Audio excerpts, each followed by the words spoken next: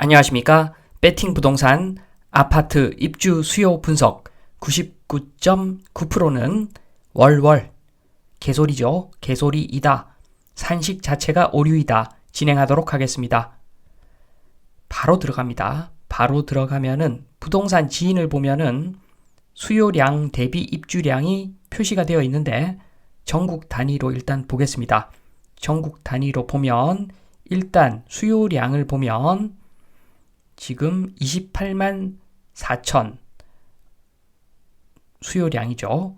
2013년도 그때부터 조금씩 줄어가지고 2021년 이후에는 26만 1천 가구 그게 수요량이라고 나와 있는데 조금 이상합니다. 산식을 좀 이따 알아보도록 하고 그 내용을 좀 이따 알아보도록 하고 이거는 일단 수요량은 인구와 관련되어 있는 수치이다. 요까지만 보고 입주량을 우선 검토하도록 하겠습니다. 입주량을 보면은 최근에 2017년도 이후에 공급 폭탄이 있었는데 그런데 2020년 이후에 오릅니다. 수요량 대비 입주량 때문에 아파트가 오르고 내린다라는 논리가 있는데 그 논리에 따르면은 요거는 말이 안 되는 거죠. 2017년부터 2019년까지 공급 폭탄이 있었는데 왜 오릅니까? 오르면 원래는 안 되는데 그 답은 유동성 공급에 있겠죠. 유동성을 많이 푸니까 부동산 시장에 돈을 많이 투하를 하니까 저금리로 돈이 몰리니까 가격이 오르는 거죠. 그거지. 그것 때문에 가격이 오르고 내리는 거지. 지금 수요량 대비 입주량 요게 메인 팩터는 아닙니다. 대한민국은 전세 제도가 있어서 특히나 유동성 공급에 영향을 많이 받고 일반적으로는 소득의 함수죠. 소득이 증가하면은 부동산 가격도 전반적으로 오르는 것이 원래 순서겠죠. 그러니까 수요 입주 지금 요 그림만 보면 말이 되지 않습니다. 수요량 대비 입주량 때문에 올랐다 내렸다 말이 되지 않습니다. 조금 더 자세히 설명을 하면 2011년도, 12년도, 13년도 부동산 암흑기였죠. 분양이 잘 안 되던 시기였죠. 이때는 단순합니다.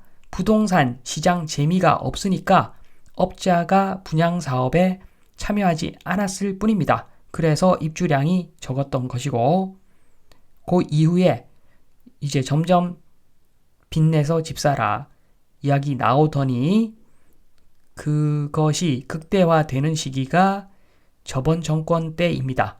말로는 부동산 잡겠다 했지만 처음부터 끝까지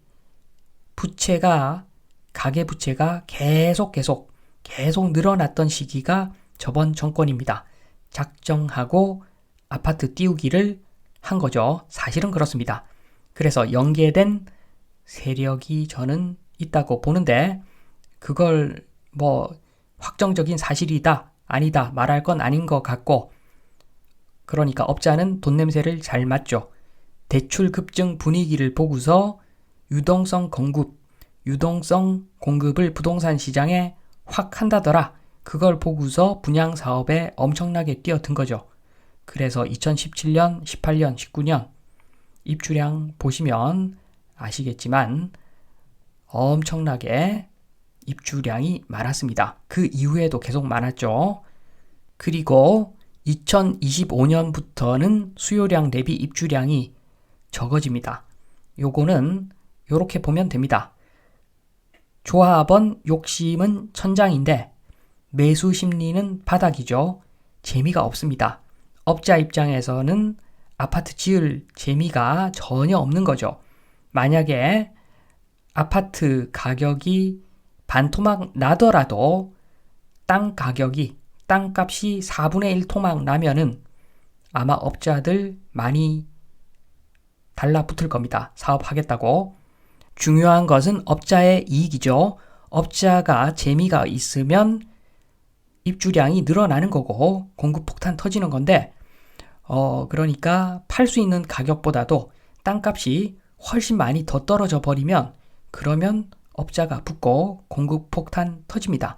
그런데 지금 상황은 분양가는 내려가는 추세인데 오른다 하지만 내려가는 추세입니다. 최소한 더 올라가지는 못하는 상황입니다. 소득이 뻔하고 집 살 사람은 다 샀는데 분양가 올라가면 얼마나 올라가겠습니까? 그에 반해서 조합원 욕심은 천장을 뚫었기 때문에 업자 입장에서는 재미가 없으니까 분양을 하지 않는 겁니다. 그래서 입주량이라고 하는 것은 단순합니다. 공급 폭탄 터지느냐 공급 부족 되느냐 너무 단순한 것이 업자 입장에서 돈이 되면은 공급 폭탄, 돈이 안 되면 공급 부족이겠죠. 그래서 입주량하고 수요량으로 가격을 설명하려는 노력이 있는데 그거 발장 꽝입니다. 그냥 업자가 재미있을 때 공급 폭탄 터지는 거 그게 팩트라고 보시면 됩니다. 조금 더 지역을 세분화해서 보겠습니다. 서울만 보겠습니다. 서울만 보면은 그래프가 다르죠. 수요량하고 입주량으로 설명이 절대 안 됩니다. 서울은 기본적으로 수요량보다도 입주량이 많은 시기가 거의 없었습니다. 그래서 수요량과 입주량으로 아파트 가격 설명이 가능하다면 2011년도, 12년도 요때 폭등하는 것이 맞고 15, 16, 17 요까지도 또 폭등하는 것이 맞고 19, 20, 21 요때 잠시 쉬었다가 그리고 2022년 이후에 또 폭등하는 것이 맞는데 전혀 그렇지 않죠. 그리고 경기도 보겠습니다. 경기도는 반대죠. 경기도는 수요량보다도 입주량이 훨씬 더 많을 때가 많았습니다. 그러나 또 마찬가지로 설명 안 됩니다. 2013년, 14년 폭등해야 되는데 폭등 안 했죠. 그리고 2017년 이후에는 폭락해야 되는데 그 반대죠. 그러니까 2025년 이후에 또 폭등할 것인가? 전혀 그렇지 않다는 이야기죠. 다른 요소에 의해서 영향을 받는 거죠. 유동성 공급. 전세 제도가 있으면 유동성 공급이 주요 요인일 것이고 전세 제도가 없다면 소득 수준 향상이 주요 원인일 것입니다. 주택가격 상승에 서울하고 경기도는 엮어서 봐야 됩니다. 붙여놓고 봐야 됩니다. 서울은 인구가 감소하고 경기도는 인구가 증가하는데 서울에서 가성비 좋은 경기도로 인구 대이동이 진행되고 있다. 이렇게 보시면 됩니다. 현재까지는 서울은 공급이 잘 안 되죠. 기본적으로 땅값이 비싸고 용적률도 높고 그래서 재건축, 재개발이 힘듭니다. 그러다 보니까 사람들 원하는 새 집이 잘 없죠. 그래서 가성비 좋은 경기도로 많이 이동하는 거고 흔히들 쫓겨난다 이야기를 하시는데 서울에 아직까지 남아있는 부류는 어떻게 보면 좀 과장해서 말씀드리면 아주 잘 사는 사람하고 아주 못 사는 사람이 남아있다. 이렇게 보시면 됩니다. 서울에서 최하층민들이 구할 수 있는 직업군이 있죠. 그래서 서울을 못 벗어나는 사람들이 실제로 많습니다. 이렇게 보고 나서 다시 서울 그래프를 보면은 저 수요량 저거 많이 이상합니다. 수요량 많이 이상하죠. 인구는 계속 줄어들고 있는데 어떻게 수요량은 그렇게 팍팍 줄어들지가 않습니까? 이해가 안 되죠. 서울은 신축이 원래 드뭅니다. 서울은 신축이 원래 드물 수밖에 없죠. 재개발, 재건축이 어렵습니다. 반면에 세대별 리모델링이 많습니다. 숨겨진 데이터인데 껍데기는 완전 허름한 아파트인데 부자 동네죠. 부자 동네에 있는 허름한 아파트인데 안에 들어가 보면은 별천지가 펼쳐지는 그런 아파트들 꽤 많습니다. 통계적으로 안 잡힙니다. 소멸하지 않는 도시의 특수성이죠. 위치가 너무 좋아서 몇십 년 된 아파트도 거기서 거주하고자 하는 사람이 꽤 많더라. 집주인이 거주할 경우도 생각보다 꽤 많습니다. 완전 깨끗하게 해놓고 살고 있죠. 그래서 이렇게 통계에 안 잡히는 공급도 엄청난 것이고, 통계에 안 잡히는 공급도 엄청난 것이고, 또 서울은 공급 부족이라는 말이 성립하지가 않는 게 계속 인구가 줄어왔고, 그 이야기는 인구가 줄어든 만큼 자연스럽게 구축 공급이 되어 왔던 겁니다.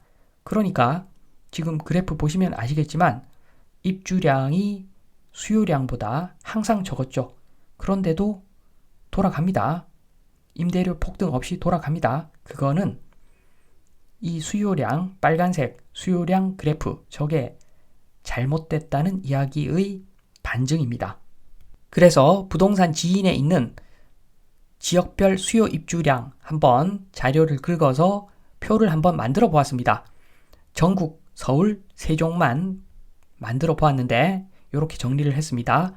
2022년부터 2026년까지 수요량에 대해서 쭉 정리를 해봤는데 보시면 아시겠지만 전국 단위로는 인구수를 픽스를 시켜놓고 거기다가 0.508% 정도를 곱한 수치가 수요량이라고 책정한 숫자입니다.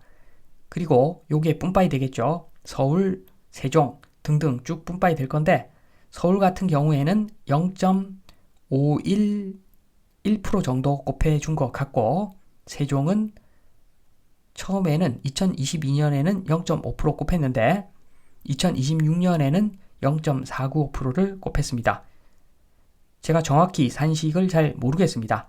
정확히 산식을 모르겠지만 분명한 것은 전국적으로는 아파트 수요량 요거는 인구에다가 0.508% 정도 곱한 숫자다. 요렇게 볼 수가 있습니다. 여기서 의문이 드는 거죠. 인구는 계속 감소하고 있는데 요게 말이 되는가? 1인 세대도 만약에 적용을 했다라고 하면은 가구 수를 좀 반영을 했다고 하면은 1인 세대도 아파트 요게 말이 되는 건가? 서울도 이렇게 적용을 할 수 있는 건가? 요런 질문을 던질 수가 있습니다. 마무리하겠습니다. 방금 던진 질문에 대한 답변. 아파트 필요 수요량은 인구수 곱하기 0.508%. 요거는 명백한 오류입니다. 첫 번째로 인구가 줄어들고 있죠. 인구가 줄어든다. 그 자체가 시장에 구축 공급이 꾸준히 나오고 있는 상황이라는 겁니다. 중고차가 도로에 나와도 교통체증은 유발됩니다. 따라서 인구가 줄어드니까 자연 공급이 있는데 그걸 반영하지 않았다. 오류로 보여집니다. 그리고 두 번째, 만약에 세대수 증가가 공식에 반영되어 있다라고 하면은 그 자체도 오류죠. 1인 세대수 하면 생각나는 것이 1인 세대의 증가인데 1인 세대는 아파트보다는 다가구 고시원, 오피스, 실버타운, 요양원 요런 게 오히려 더 생각이 납니다. 그래서 분명히 오류가 있을 것이다. 만약에 세대수를 반영했다면. 그리고 세 번째, 특히나 서울 같은 경우에 용적률 높은 아파트 구축은 개별 리모델링이 많죠. 재건축, 재개발 힘듭니다. 서울. 그래서 위치 좋은 곳은 리모델링 하는 것이 가성비가 훨씬 좋을 수가 있고 집주인 입장에서 속편할 수가 있습니다. 그래서 눈에 보이지 않는 공급도 꽤 많다. 그런 측면에서 아파트 필요 수요량 인구수 곱하기 0.508% 명백한 오류입니다. 명백한 오류. 그래서 수요량 대비 공급이 어떻다? 그거는 가격 추정을 할 때 참고만 할 뿐이고 전혀 반영할 필요가 없습니다. 왜냐하면 굉장히 자연스러운 현상입니다. 공급량이라고 하는 거는 목마르면 물 마시는 거하고 똑같습니다. 업자는 돈에 무척 빠른 사람들이기 때문에 신경 안 써도 됩니다. 돈이 되면은 공급량이 늘어나는 거고 돈이 안 되면 공급이 줄어드는 거고 아파트, 주택 가격이라고 하는 것은 소득이 늘어나야지 근본적으로 올라가는 거고 전세 시장이 있으니까 그럴 경우에는 유동성을 공급해 줘야지 올라가는 거고 그게 가격의 핵심이다. 요 말씀을 드리면서 이만 마치도록 하겠습니다. 감사합니다.